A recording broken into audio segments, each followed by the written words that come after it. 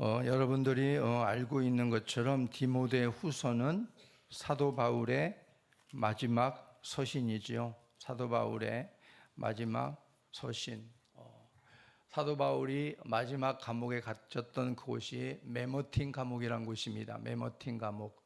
그 메모틴 감옥에서 이제 사형을 언도받고 이제 형장의 이슬로 사라져 가게 되어지는 그런 가운데서 마지막 서신이 바로 오늘 디모데 후서라고 할 수 있습니다. 그러니까 디모데 후서에는 우리가 읽었던 것처럼 사도 바울이 죽음을 감지하고 있구나라는 것을 우리가 엿볼 수 있지요. 우리가 읽었던 말씀에 6절 말씀 한번 다시 볼까요? 시작. 전제와 같이 내가 벌써 부어지고 나의 떠날 시각이 가까웠도다. 자기 죽음을 이제 임박하고서 이제 갈 때가 됐구나. 왜냐하면 자신이 하나님께서 부여해 주신 선교의 사명을 거의 마무리한 시점이기 때문에 우리는 그런 말을 하잖아요. 우리가 이 땅에 그리스도인들이 존재하는 이유는 사명 때문에 존재한다. 무언가 하나님이 나에게 맡겨주신 일들이 남아있기 때문에 우리는 사는 것이다. 그것을 우리는 사명적인 삶이다. 이렇게 우리는 고백을 합니다. 그러니까 내가 죽고 싶어도 죽을 수 없는 게 그리스도인들인 거예요. 하나님이 살게 하셔서 살게 하신 게 그리스도인들의 삶인 거예요. 그러니까 우리가 괜히 우리가 또 내가 살기 싫다고 목숨을 끊는다거나 이렇게 해서는 안 된다는 거죠. 하나님 앞에 큰 하나님 앞에 책망을 드릴 일이고 그것은 하나님 앞에 정말 큰 호되게 혼날 일입니다. 그렇기 때문에 우리는 우리 땅에 사는 것을 하나님의 사명적인 삶이 있기 때문에 산다. 나를 통해 누군가에게 복음을 전할 그 많은 사람의 열매를 맺지 못한다 할지라도 하나님이 나를 통해서만 꼭 복음을 전할 사람이 있다면 내가 지금 생존하고 있는 이유 중에 하나인 거기도 합니다. 그렇기 때문에 우리는 그런 사명적인 삶을 살아간다는 그 의식을 가지고 우리가 살아가야 될 줄로 믿습니다. 사도 바울은 이렇게 이제 그 사명을 다 감당한 거예요. 거의 사명 끝자락에서 마무리를 짓고 있을 때 이제 하나님께서 그를 부르시는 그 시각이 가까웠다는 것을 감지하고 있는 거지요. 한 소녀가 있었는데요. 한 소녀는 태어날 때부터 얼굴에 그리고 다리 한쪽을 장애를 입고 태어난 소녀였습니다. 근데 이 소녀는 그래서 성장하면서 당연히 놀림을 많이 당했죠. 여러분들 뭐 송명희 시인 잘 아시겠지만 송명희 시인도 얼마나 어려운 그러한 시기를 보냈습니까? 그런데도 불구하고 하나님은 그녀를 통해서 얼마나 많은 일들을 하고 있는가를 우리는 알 수가 있는 거지요. 근데 아마 이 소녀도 아마 굉장히 힘들었던 그런 생활을 분명히 했을 것입니다. 놀림을 당하는 것은 기본이고 그야말로 살아갈 이유를 찾지 못하고 그렇게 살아가고 있을 때 이 소녀도 자살을 이제 결심하게 되었다고 그래요.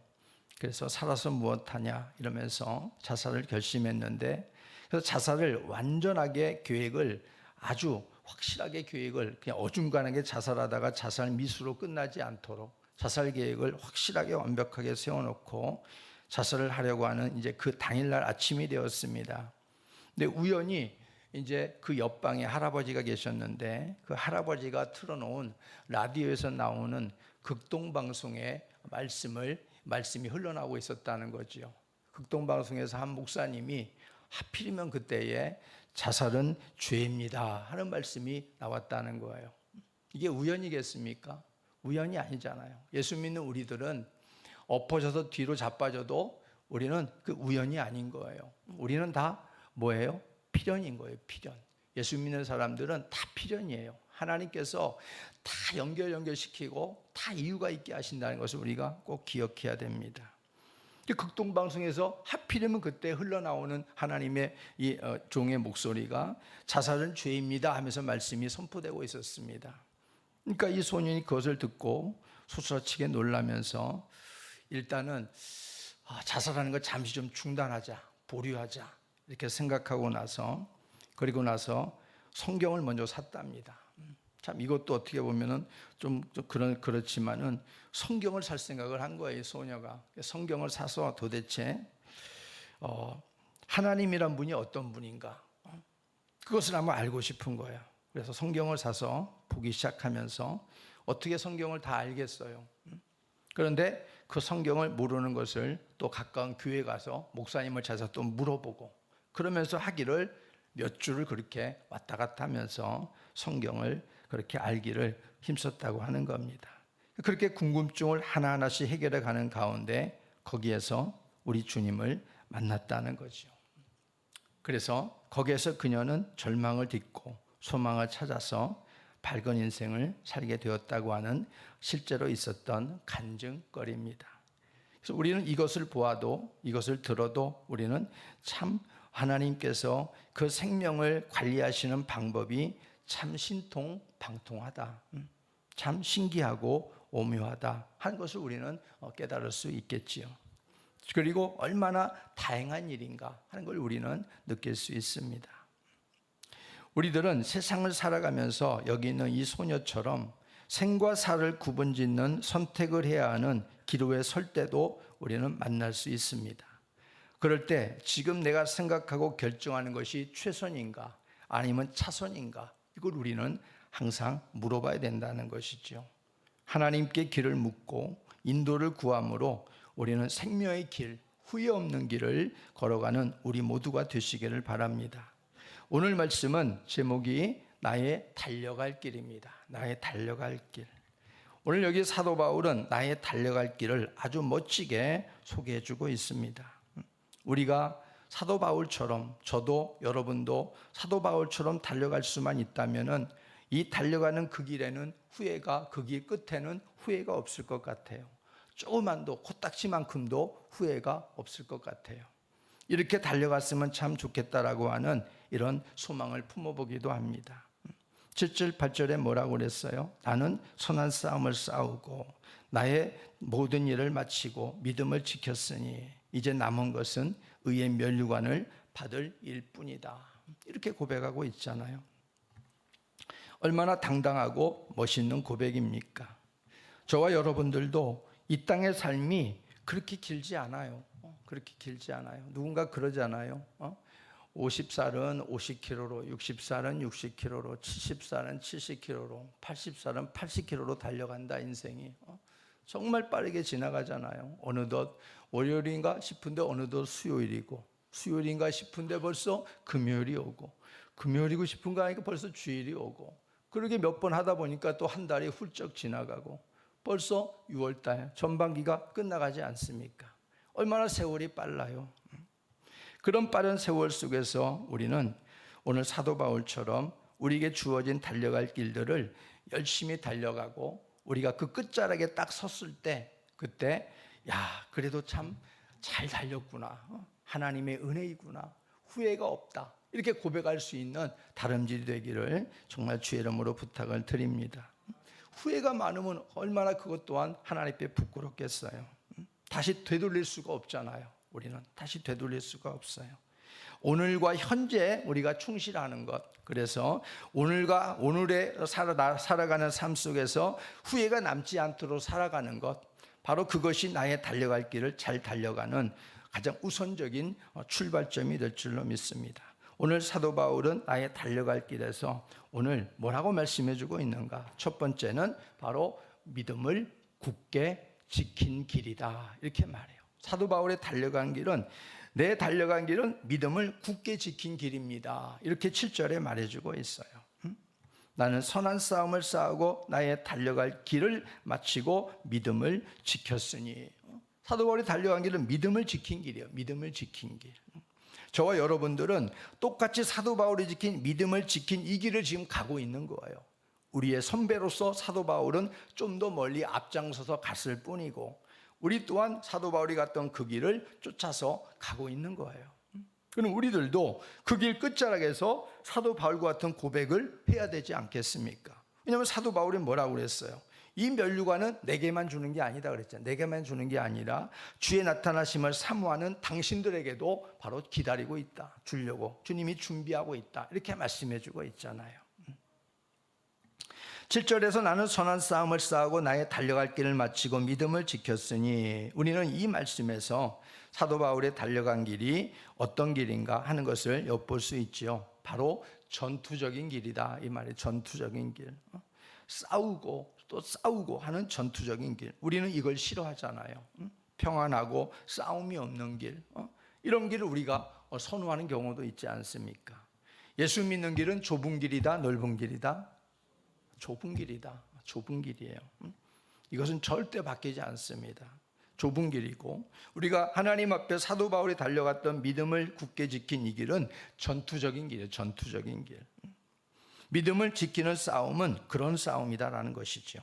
그래서 바울은 이전 서신에서 믿음의 아들 디모데에게 이렇게 편지를 써보냈습니다. 디모데전서 6장 12절 말씀, 시작. 믿음의 선한 싸움을 싸우라. 영생을 취하라. 이를 위하여 내가 부르심을 받았고 많은 증인 앞에서 선한 증언을 하였도다. 디모데에게 그런 말을 하고 있어요. 믿음의 선한 싸움을 싸우라. 영생을 취하라. 싸우는 것과 영생을 취하는 것과 같은 선상에 있는 거죠. 그러니까 싸움을 싸우라는 것은 뭐예요? 선한 싸움을 싸우라. 이건 전투적인 삶을 말하는 거죠. 전투적인 삶을. 그렇다면 우리는 믿음의 선한 싸움을 지금 우리는 잘하고 있는가? 이것을 한번 돌아봐야 되겠죠. 우리들이 믿음의 선한 싸움을 잘하기 위해서는 어떻게 해야 되는가? 먼저는 그 상대방을 바르게 파악해야 싸울 수 있는 거죠. 상대방을. 나의 적, 내가 싸워야 될 상대방이 어떤 적인가를 우리가 분명하게 간파하고 있어야 우리가 그 싸움에 승리할 수 있는 것입니다. 그렇다면 믿음의 선한 싸움의 상대는 누구입니까? 누구예요? 원수, 마귀라는 거죠. 에베소 6장 12절 말씀, 시작. 우리의 씨름은 혈과 육을 상대하는 것이 아니요 통치자들과 권세들과 이 어둠의 세상 주관자들과 하늘에 있는 악의 영들을 상대함이라. 우리의 싸움은 이 싸움인 거예요. 여기 씨름이라고 하는, 팔레라고 하는 이 단어는 싸움, 전투 이 말이에요. 그러니까 우리의 싸움은, 우리의 전투는 혈과 육을 상대하는 것이 아니다, 이렇게 재해석이 될 수 있다, 이런 말이죠. 그러니까 하나님 앞에 우리가 싸워가는 것은 이런 영적인 어둠과의 싸움이에요. 그러니까 우리가 형제들 자매 간에 티각태각할 이유가 없는 거예요. 우리의 싸움은 적이에요. 적이라는 거예요. 적이. 우리 안에서의 싸움이 아니에요. 하나님의 일들을 방해하고, 그리고 하나님의 나라를 와해시키려고 하는 저 극악한 사단과의 싸움이 바로 우리 앞에 놓여져 있는 싸움이다. 이들의 목적은 우리를 하나님에게서 빼앗아가는 거죠. 우리의 양들을, 하나님의 양들을 빼앗아가는 거예요. 하나님을 믿는 믿음으로부터 완전 무장을 해제시키는 일입니다. 그리고 자기의 옛 종으로 다시 삼는 겁니다. 이러한 강력한 어둠과의 싸움에서 이길 수 있는 비결은 무엇이 있겠습니까? 오직 에베소 6장에 말하기를 너희는 하나님의 전신갑주를 입으라, 이렇게 말해주고 있어요. 하나님의 전신갑주를 입어라. 구원의 투구, 그리고 진리의 허리띠, 의의 흉배, 그리고 또 믿음의 방패, 그리고 진리의 검, 하나님의 성령의 검, 그리고 또 뭐예요? 복음에 예비한 신. 이런 하나님의 어떤 로마 군병들의 어떤 그런 갑옷처럼, 그렇게 군병들이 입는 그런 갑옷처럼 무장을 해라, 이렇게 우리에게 말해주고 있습니다. 우리가 예전에 이순신 장군의 그러한 일대기를 우리가 명랑해전이나 노량이나 이렇게 보면은 우리가 뭘 볼 수 있어요? 전쟁에 임하는 이순신 장군의 그런 모습을 보면은 한시도 갑옷을 벗지 않고 있는 것들을 보는 경우가 많잖아요. 거의가 갑옷을 입고 있는, 전시 상태에 있는 그런 모습들을 우리가 볼 수 있어요. 우리도 마찬가지예요. 그와 똑같이 영적인 이 전신갑주를 우리가 입고 이렇게 늘 대비하는 상태, 이게 전투하는 삶의 모습이다, 이런 말이죠. 그래서 우리가 언제나 있어야 돼요. 말씀의 예리한 검을 갈고 있어야 되고, 싸우려고 하는데 이게 검이 베어지질 않는 검은 쓸모없는 검 아니겠어요? 쓸모없는 검이 아니겠어요? 그리고 믿음의 방패라고 딱 들었는데 한번 푹 건드리니까 그냥 구멍이 뻥 뚫려버린 거라고 하면 이게 무슨 소용이 있겠느냐, 이런 말이죠. 방패도 점검하고 검도 예리하게 갈고 있어야 되고 단련시키고 있어야 되고, 이런 모든 것들을 우리가 준비하고 있어야 이 싸움에 우리가 이길 수가 있는 것이지요. 그래서 겉으로는 우리가 혈과 육에 대한 싸움처럼 보이지만요, 사람과 사람과의 결판처럼 보일 수도 있지만 우리는 그렇게 보아서는 안 된다 하는 겁니다. 나의 믿음을 흔들고 있는 싸움이고 하나님께로부터 멀어지게 하는 그러한 일들이라면 이것은 백발백중 영적인 싸움입니다. 이 영적인 싸움을 어떻게 이겨야 될까? 이걸 우리는 궁리해야 되는 것이죠. 인간적인 어떠한 그러한 혈과 육에 대한 것으로 대적하려고 하지 말고, 이게 영적인 싸움이다 보이면 우리는 하나님 앞에 지혜를 구해야 되는 거죠. 하나님, 지혜를 주십시오. 이 싸움에 하나님의 이름이 높여지고 하나님이 영광을 받으시는 싸움으로 결과로 맺도록 하나님께서 지혜를 주십시오. 이걸 구해야 된다는 거죠. 사도 바울도 그가 싸우는 대상은 유대인들이었습니다. 겉으로 볼 때는 종교 지도자들이었고 거짓 선지자들이었고, 그렇지만 그들의 배후에 누가 있었느냐? 바로 악한 영들이 그들을 끌고 있었다는 것이죠. 그 싸움으로 보았던 거예요. 사도 바울 같은 사람도 주의 복음을 전하는 일에 목숨을 걸었지만 실상은 그것이 자기의 믿음을 지키는 일도 되었다는 것을 우리는 알 수 있습니다. 하나님의 진리를 위해서 싸우는 것은요, 결국 나를 지키는 거예요. 나를 지키는 것. 믿음이 없이는 구원에 이룰 수 없기 때문에 그리스도의 말씀에 세워지는 반석 같은 믿음을 우리는 세워가는데 늘 힘을 써야 됩니다. 그래서 우리의 싸움도 똑같이 믿음을 지키는 그 길로의 싸움이기 때문에 여러분들이 그 믿음이 허물어지지 않도록 여러분들이 늘 여러분의 믿음의 집을 점검하고, 그리고 싸우는 적을 제대로 파악을 하고 하나님 앞에 그 힘과 지혜를 구해서 싸워가는 이런 삶이 되기를 바랍니다. 우리가 싸울 때 늘 인간의 지혜로 싸우려고 하고 내 경험으로 싸우려고 하고, 이게 이제 문제인 거예요. 이러면은 100점 100패 하는 거예요. 여리고성이 어떻게 무너졌어요? 하나님 앞에 하나님의 뜻대로 하나님의 방법대로 싸웠더니 여리고성이 와장창 무너진 거지요. 근데 여리고성의 코딱지만큼밖에 안 되는 아이성은 싸우다가 대패를 하고 쫓겨 도망쳐 왔습니다. 왜 그래요? 하나님께 묻지 않았기 때문에, 하나님의 방법으로 싸우지 않았기 때문에 그 코딱지만한 아이성에서는 대패를 했어요. 근데 도저히 허물 수 없는 난궁불락의 여리고성은 하나님의 방법대로 돌고 하나님의 방법대로 외치고 했더니 여리고성이 무너졌다, 이런 말이에요. 그 결국 뭐예요? 우리는 우리 힘으로 싸우는 게 아니에요. 하나님 앞에 하나님께 우리가 능력과 은혜를 구해서 이렇게 싸워갈 때 우리는 우리의 믿음의 길을 걸어갈 수 있을 줄로 믿습니다. 그리고 두 번째, 사람도 의지하지 말아야 됩니다. 그리고 오늘 보면 바울의 달려갈 길은 또 하나 어떤 길이었는가? 상을 얻기 위한 다름질을 잘한 길이었다, 이렇게 말해줘요. 상을 얻기 위한 다름질을 잘한 길이었다. 고린도후서 9장 24절 한번 볼까요? 없어요? 고린도전서 9장 24절 거기 보게 되어지면은 운동장에서 다름질하는 여기 있네. 시작. 운동장에서 다름질하는 자들이 다 달릴지라도 오직 상을 받는 사람은 한 사람인 줄을 너희가 알지 못하느냐. 너희도 상을 받도록 이와 같이 다름질하라, 이렇게 말해주고 있어요. 당시의 경기장에서 열리는 육상 경기에서는요, 우승한 사람에게는 상금이 주어지지 않고 명예를 상징하는 월계관이 주어졌다고 그래요. 월계관. 그러니까 오늘날 보면 별로 돈의 가치도 없는 월계관이 주어진 거예요. 그런데 그 당시에는 상금보다 훨씬 더 가치가 있는 게 바로 월계관, 명예입니다. 명예. 그래서 인생은 주어지는 상금으로 살 수 없어도 명예로는 살 수 있는 것이 그런 인생이 있습니다. 당시에는 그랬어요. 그렇다면 우리는 어떤 명예를 지켜가야 하는가 하는 거죠. 어떤 명예를 지켜가야 하는가. 천국 백성이라고 하는 이 명예, 자부심, 이거 여러분들 있습니까? 세상에 살면서 나는 좀 다른 일보다 가진 게 별로 없어. 그럼 여러분 거기에 우매키 죽습니까? 아니면은 나는 그래도 천국에 내 보화가 있어. 이것 때문에 길을 살고 여러분 살고 있습니까? 어떻게 살고 있어요? 천국 백성이라는 이 명예 자부심이 우리에게 있어야 돼요. 하나님 자녀로서의 명예와 자부심도 있어야 됩니다. 구원받은 자로서의 명예와 자부심도 있어야 됩니다. 이 모든 것은 내가 내 힘으로 취득한 것이 아니잖아요. 이건 예수 그리스도께서 그를 믿는 자들에게 부여해 주시는 명예인 겁니다. 빛나는 명예예요. 명예. 이것을 우리는 소중히 하는 사람이 바로 그리스도인인 것이지요.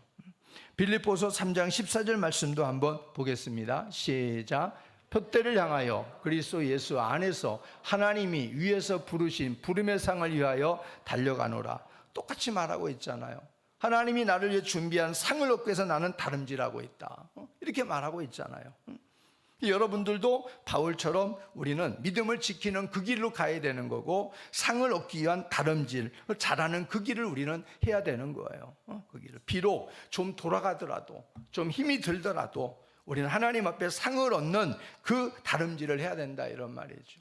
운동장에서 우리가 경주하게 되어지면은 어떤 사람이 상을 받아요? 법대로 하는 사람, 그렇죠? 법대로 열심히 경주해서 우승한 사람, 그 사람이 상을 받는 거 아니겠어요? 그러니까 하나님의 말씀대로 우리는 열심히 다름질하는 거예요. 주님이 상을 저 끝자락에 결승전에 통과하고 나면 주님이 준비하고 있으니 그 상을 바라보면서 우리는 법대로 열심히 다름질하는 거예요. 근데 문제는 뭐냐면 법대로 다름질을 안 하는 거지요. 그래서 꼴인 해봤자 주님 앞에 받을 상이 없는 거예요. 그런 다름질을 하지 말아라. 헛수고 있는 그런 다름질을 하지 말아라 하는 거예요. 표대를 향하여 그리스도 예수 안에서 하나님이 위해서 부르신 부름의 상을 위해 달려간다. 이 말은 결국 하나님 앞에 받을 부름의 상은 표대를 향하여 제대로 갈 때 하나님께서 주시겠다, 이런 말이잖아요. 오직 사도 바울이 바라본 상은 예수 그리스도께서 주시는 상이었다. 그래서 우리 주님이 주시는 상은 위로와 인정의 상이고 하나님의 자녀들에게 주어지는 최고의 명예로운 상이라고 할 수 있습니다. 세상이 주는 상에도 여러분들 누가 주는 상이냐에 따라 그 가치가 달라지잖아요. 명예가 달라지잖아요. 대통령 상하고 동네 동장이 주는 상하고 똑같겠어요? 여러분들은 우리 박 집사님에게 대통령상이 있고 그리고 동장이 주는 상이 있어요. 어떤 상을 더 자랑하겠어요? 그렇죠? 대통령상을 자랑하겠지. 어느 사람이 나 이 동장상 받아도 동장상 봐봐 이러겠어요? 대통령상 받으나 대통령상 이걸 자랑하지 않겠냔 말이에요. 누구에게 받았는가? 누구의 상인가? 이게 중요하단 말이에요. 우리는 만왕의 왕이 되시는 예수 그리스도께서 주시는 상, 그 상을 받는 하나님의 자녀가 되어야 될 줄로 믿습니다. 그 상을 받기 위해서 우리는 열심히 다름질해야 되는 거예요, 그 길에. 그러니 그 상을 바라보면 좀 지치고 힘들지만 상이 기다리고 있다. 그걸 바라보면서 우리는 달려야 되는 것이죠. 그래서 우리가 그 상을 주시는 주님을 바라보면서 주님을 위하여 선한 싸움을 잘했다고 인정해 주시는 그 상을 바라보면서 여러분들이 열심히 달리는 삶이 되길 바랍니다. 또 하나 우리가 중요한 것이 뭐냐면 이 상을 얻기 위한 다름질을 잘하는 이 길을 가기 위해서는 내가 누군가를 알아야 돼. 나의 정체성, 그 다름질을 하고 있는 나에 대해서 내 정체성이 분명해야 된다는 거예요. 다시 말해서 하나님이 나를 뽑았다는 거예요. 하나님이 나를 뽑았다. 하나님께서 다윗과 골리앗을 싸움에서 하나님은 다윗의 그 모든 형제들이 얼마나 많았어요? 7명인가요? 그 형제들, 다윗까지 해서 이 말제 있기까지 그 위에 줄줄이 형제들이 많았단 말이에요. 겉으로 볼 때에는 엘리압 같은 이런 형은 아주 등치가 그래도 꽤 괜찮았다고 성경은 말씀해주고 있어요. 그래서 처음에 사무엘은 이 엘리압인 줄 알았어요. 하나님께서 세우자고 하는 자가, 기름 부어 세우라고 하는 자가 첫째 형인 줄 알았다, 이런 말이에요. 근데 하나님이 노우 그랬어요. 아니다. 하나님이 그렇게 했습니다. 다윗의 형제들을 보면은 다윗보다 훨씬 육체적으로 볼 때는 더 나은 형제들이었다, 이런 말이에요. 근데 하나님은 누구를 썼어요? 하나님은 대표 주자를 누구예요? 다윗을 쓴 거예요. 그 꼬맹이를 하나님이 쓴 거예요. 그래서 다른 이들을 물리치고 다윗을 하나님께서는 너는 내가 너를 쓰겠다. 하나님의 선수로 쓰겠다는 거, 다윗을. 그래서 하나님이 뽑은 선수 다윗과 그리고 사단이 뽑은 선수 골리앗과 싸움이 붙은 거예요. 그 싸움에서 누가 이겼어요? 다윗이 이겼지 않습니까? 하나님의 선수로 이긴 거예요. 나는 만군의 여호와 이름으로 나간다. 너는 칼과 단창으로 내게 나오지만은 나는 만군의 여호와 이름으로 나간다 해가지고 하나님의 선수로 나가가지고 아주 대승을 거두지 않았습니까? 바로 그거인 거예요. 하나님의 백성이라는 정체성이 우리에게 있어야 된다, 이런 말. 싸움에 나는 하나님이 나와 함께하는 사람이고 나는 하나님이 뽑은 하나님의 자녀야. 이 정체성이 있어야 싸움에서 우리가 기죽지 않아요. 지더라도 하나님이 나와 함께 하시는데 까짓 거 그거 한번 해봐라. 이렇게 우리가 나갈 수 있다 이런 말이죠. 우리가 운동선수들도 국가대표로 선발된 이런 선수들은 얼마나 자부심이 긍지가 얼마나 센지 몰라요. 얼마나 센지 몰라. 콧대도 얼마나 높은지 몰라. 그 수많은 경쟁을 이겨내고 국가대표가 됐으니까 얼마나 세겠어요. 그 긍지와 자부심이 얼마나 세겠냐 이런 말이에요. 그리고 그들이 나와서 싸우는 건 뭐예요? 개인 간의 싸움이 아니잖아요. 대한민국이라는 이 태극기를 가슴에 붙이고 싸우는, 나는 대한민국 국가대표다 이런 말이에요. 대한민국이라는 나라가 나를 선두로 내보냈다 이거 아니겠어요? 그러니까 거기서 죽기 살기로 싸우는 거 아니에요? 죽기 살기로. 그 한 사람의 패배가 나라의 패배가 되고 그 한 사람의 승리가 나라의 승리가 되는 거예요. 바로 그런 어떤 자부심과 긍지가 저 여러분에게 있어야 될 줄로 믿습니다. 우리 상을 위해서 선한 싸움을 벌이는 것은 하나님 나라를 걸고 하나님 백성의 대표 주자로서 그 싸움에 하나님이 보내주신 예수 그리스도의 이름을 걸고 하는 싸움이라는 것을 잊지 말아야 됩니다. 여기에서 이길 때 하나님은 그 군사들을 통하여 영광을 한없이 받으십니다. 그래서 군사들은 그 멸관을 받아들고 명예를 드높이게 되는 것입니다. 소아시아의 요한계시에 나오는 7교회의 모습을 쭉 거론하고 있으면서 하나님께서 7교회에게 똑같이 하는 얘기가 뭐예요? 똑같이 하는 얘기가 그게 뭐예요? 잘 이기는 자는 이 말을 하고 있잖아요. 다시 말해 싸움에 이기라는 거예요. 절대 지지 마노. 너는 너 혼자만의 싸움이 아니야. 교회는 너 혼자만의 교회가 아니야. 예수께서 피값으로 사신 교회이기 때문에 네가 무너지면 하나님의 나라가 무너지고 하나님이 이름이 땅에 떨어진다. 하나님께서 이기라는 거예요. 내가 너희와 함께 하고 있다. 그러니 이겨라 싸움에. 이렇게 주님께서 당부하잖아요. 우리는 개인이 교회고 이 공동체가 교회고 우리는 언제나 이 선한 싸움에 이기는 싸움을 열심히 해나가야 될 줄로 믿으시기 바랍니다. 고린도전서 9장 24절 너희도 상을 받도록 이와 같이 다름질하라 이렇게 말씀해 주고 있습니다. 그리고 세 번째 바울의 나의 달려갈 길은 어떤 길인가? 예수님께 방향을 정하여 달려간 길이다 하는 겁니다. 방향을 정하여 달려간 길이에요. 고린도전서 9장 26절 말씀 시작. 그러므로 나는 다름질하기를 향방 없는 것 같이 아니하고 싸우기를 허공을 치는 것 같이 아니하며 내가 내 몸을 쳐 복종하게 함은 내가 남에게 전파한 후에 자신이 도리어 버림을 당할까 두려워함이라. 우리가 다름질할 때에 우리는 향방 없는 것 같이 안 한다. 막 대충 어느 쪽으로 가고 싶은 대로 마음대로 튀어나가는 게 아니라 방향을 분명하게 설정을 하고서 우리는 다름질하는 사람들이다. 싸우는 것도 그냥 대충 여기 찔러보고 저기 찔러보고 아니라 정확하게 원수마귀의 사단의 그런 적들에 대해서 있는 방향을 정확히 파악해서 급수를 정확히 파악해서 공격을 해서 하는 것이죠. 이런 싸움을 했다는 거예요, 사도 바울은. 그래서 우리들도 예수님께 방향을 정해서 정확하게 달려가는 이 길, 헛수고하지 않는 이 길을 우리는 달려가기에 힘을 써야 된다 하는 것을 잊지 마시기를 바랍니다.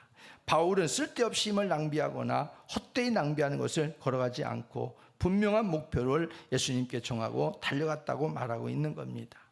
수십 년을 믿음 생활을 해도 우리가 우리의 시선과 방향이 사람이라면요, 그건 헛된 길을 걸어온 거예요. 죄송하지만 수십 년 동안 여러분들이 믿음 생활을 열심히 했어도 그 시선과 방향이 사람이었다면 여러분은 헛된 길을 달려온 거예요. 그러면 그 길이 헛되지 않으려면 어떻게 해야 되겠어요? 시선과 방향을 누구에게 향해야 되겠어요? 예수 그리스도께로 향해야 되겠죠. 믿어집니까? 예수 그리스도의 시선이 향해져야 돼요. 그래야 우리의 믿음에 달려가는 길이 헛되지 않습니다. 단 1년을 믿음 생활해도 우리의 시선과 방향이 우리 주 예수님을 향하고 있다면 그것은 아주 바람직한 모습입니다. 하나님은 우리 인생의 길을 감찰하시고 사람의 가는 길을 하나님은 주목하신다. 이렇게 말씀해 주고 있어요. 욥기 34장 21절 말씀 시작. 그는 사람의 길을 주목하시며 사람의 모든 걸음을 감찰하시나니. 우리가 모든 걸어가는 길들은 하나님이 주목하시고 계시대요. 하나님이 다 주목하고 계시는 거예요. 사람의 모든 걸음을 하나님께서 감찰하신다고 말씀해 주고 있어요. 그러니까 우리가 하나님에 대하여 우리가 하나님의 마음에 들게만 살아가면은 그 길은 늘 하나님께서 주목하시고 감찰하시기 때문에 그 걸음과 그 길은 언제나 하나님의 인도하심을 받을 수 있는 길이 되겠지요. 그런데 우리가 눈에 안 보인다고 해서 영이신 하나님이라고 해서 우리가 눈에 보이는 사람만 의식하고 하나님을 의식하지 않고 가는 길이라면 하나님이 그런 길을 하나님이 주목하시고 그런 걸음들을 하나님이 감찰하시면서 하나님께서 우리에게 뭐라고 말씀하시겠어요? 네가 나를 그렇게 생각하냐? 나도 너희를 그렇게 생각하겠다. 나도 너희를 대충대충 인도하며. 하나님 그러시지 않겠어요? 그러니까 우리는 하나님을 언제나 의식하는 우리의 눈이 늘 있어야 되고 마음의 눈이 언제나 하나님을 향할 수 있는, 그래서 예수님께 방향을 언제나 여러분들이 정하는 데 있어서 그 길이 흩어지지 않는 그런 삶이 되기를 바랍니다. 바울이 이제 순교의 시간을 목전에 두고 있어요. 그는 8절에서 이제후로는 이렇게 말해요. 이제후로는 나를 위하여 이렇게 말해요. 이제후로는. 그러니까 이 말은 여러분 아무나 사용할 수 있는 말이 아닌 듯 싶어요. 그동안의 믿음의 경주를 잘 달려온 사람만이 쓸 수 있는 단어가 이 말인 것 같아요. 이제후로는 내가 그동안 믿음의 길을 잘 달려왔다. 선한 싸움을 잘 싸워왔다. 예수님께 방향을 정해서 잘 달려왔다. 상을 얻기 위해서 잘 달려왔다. 이제후로는 이렇게 말하는 거예요. 그러니까 우리가 지금부터 주 앞에 설 때까지 바울처럼 이 말을 우리 각자에게 쓸 수 있는 은혜가 넘쳤으면 좋겠습니다. 우리도 바울처럼 이렇게 세 가지를 잘 달리고 간 다음에 이제후로는 나도 바울이 받았던 그 면류관을 나도 이젠 받을 수 있어, 이렇게 말할 수 있는 이런 신앙이 되었으면 좋겠습니다. 자신이 그동안 달려온 길이 하나님 앞에서 자신이 없으면 이제후로는 이 말을 쓸 수가 없는 거예요. 이제후로는 8절에 또 뭐라고 그랬어요? 그날에 내게 주실 것이며 라고 그랬어요. 그날에 내게 주실 것이며. 그날이 어떤 날이에요? 주님이 다시 오시는 날, 심판하러 오시는 주님을 만나는 날, 심판주 앞에 서는 날이에요. 그날이 심판주 앞에 서는 날이에요. 이 날을 바로 그날에 내게 주실 것이며 그랬어요. 그럼 여러분들 이 날을 가만히 한번 읽어보세요. 그날에 내게 주실 것이며. 심판주로 오시는 그 주님은 어떤 인생에게도 결코 부드러운 주님이 아니에요. 어떻게 보면 두려운 주님이라 이런 말이에요. 두려운 주님인데 이 말을 가만히 읽어보면 사도 바울이 지금 두려움으로 지금 그날에 내게 주실 것이며 이렇게 고백하고 있는가? 아니면 뭔가 안정적이면서 설레는 마음으로 이렇게 말하고 있는가 하는 것을 우리가 엿볼 수 있습니다. 바로 바울의 모습은 후자의 모습이다, 이런 말이죠. 죽음이 지금 기다리고 있는데 죽음을 뛰어넘어서 빨리 죽어서 주의 날에 서게 될 그날을 설레임으로 고백하고 있는 바울의 모습을 볼 수 있습니다. 이게 진정한 인생의 승자가 아니겠습니까? 우리는 이런 바울의 승리가 우리의 승리가 되도록 힘써 우리의 다름질을 잘 해가는 우리 모두가 되시기를 주의 이름으로 부탁을 드립니다. 율법주의자에서 복음주의자로, 예수님을 핍박하는 자에서 예수님을 위한 이방인의 사도로 부름받은 그날부터 사도 바울은 단 한 번도, 단 1초도 그는 그의 시선과 방향을 예수님으로부터 돌려본 적이 없었던 사람입니다. 근데 우리는 얼마나 시선이 자꾸 흔들려요. 시선이 자꾸 흔들리잖아요. 사도 바울의 이 모습은 정말 우리가 본받을 만한 좋은 모델이 아니겠습니까? 바로 그것이 바울이 달려간 나의 달려갈 길이었던 겁니다. 여러분 잘 아는 요한복음 14장 6절 말씀을 볼까요? 시작. 예수께서 이르시되 내가 곧 길이요 진리요 생명이니 나로 말미암지 않고는 아버지께로 올 자가 없느니라. 길이고 진리고 생명 되신 주님 앞에서 바로 우리는 우리 일생의 방향을 이 예수님께, 그 길 되시고 그 진리가 되시고 그 생명이 되시는 예수님께 우리는 온전히 고정시키고 나의 달려갈 길을 잘 달려가는 우리 모두가 되시기를 다시 한번 주의 이름으로 부탁을 드립니다. 우리나라 속담에 이런 속담이 있어요. 길로 가라니까 매로 간다. 이건 무슨 말이에요? 길로 가라고 하니까 아무리 가르쳐 주어도 듣지 않고 산으로 간다, 이런 말 아니겠어요? 또 하나, 길마다 개울이 있다, 이런 속담이 있어요. 이게 무슨 말이에요? 길이 난 곳이라면 언젠가는 개울을 만나게 되듯 무슨 일이든지 어려움과 애로점을 만나게 된다, 이 말 아니겠어요? 그러니까 이 속담이 결국 사도 바울이 끝까지 길 대신 주님을 따라갔고 그 길에서 수많은 어려움들을 만났지만 자신의 믿음을 지켜내며 달려간 길을 마치 그렇게 속담으로 표현해주고 있다고도 말할 수 있습니다. 주님이 가라는 그 길을 우리는 길로 가라면 길로 가면 되는 거예요. 길로 가라고 그러는데 자꾸 매로 가면 안 된다 이런 말이에요. 길로 가라고 하면 예 길로 가고, 매로 가라 그러면 매로 가고, 그러면서 때로는 그 길마다 주님께서 가라고 했는데 왜 개울을 만났나요? 주님이 가라고 했는데 왜 이거 꾸불꾸불한 길을 만났나요? 이렇게 불평하지 말고 하나님 앞에 가라고 했으니까 그 길의 끝에는 뭔가 하나님이 준비하신 은혜가 있겠지라고 믿음을 가지고 끝까지 다 달려가서 오늘 사도 바울이 누렸던 의의 멸관을 다 받아 누리는 저와 여러분이 되기를 주의 이름으로 축복합니다. 우리 다 같이